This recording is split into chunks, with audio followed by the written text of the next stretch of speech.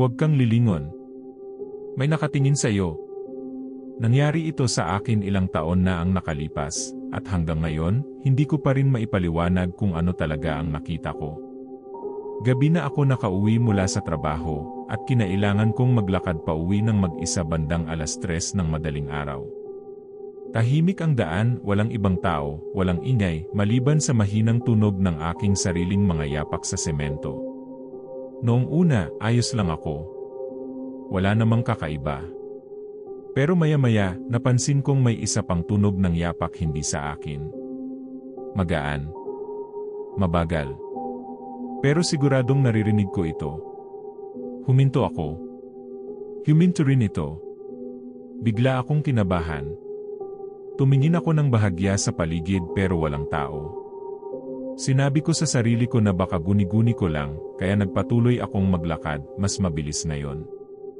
At doon ko narinig ulit. Mas mabilis na rin ang yapak sa likod ko. Nanigas ang katawan ko. Parang may malamig na humihingang hangin sa batok ko. Pakiramdam ko, may isang taong nakatayo sa likod ko nakatitig lang. Ayaw kong lumingon. Ayaw na ayaw kong makita kung ano man yon. Nanginig ang kamay ko habang dahan-dahan kong hinugot ang cellphone ko. Binuksan ko ang front camera. Kunwari may tinitingnan lang ako, pero ang totoo gusto kong makita kung may nasa likod ko. Sa una, wala akong nakita. Tanging ang madilim na kalsada, ang anino ko, at ang ilaw mula sa isang kumikislap na poste.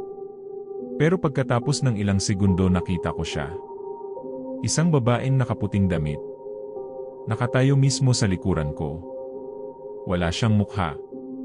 Walang mata. Walang ilong.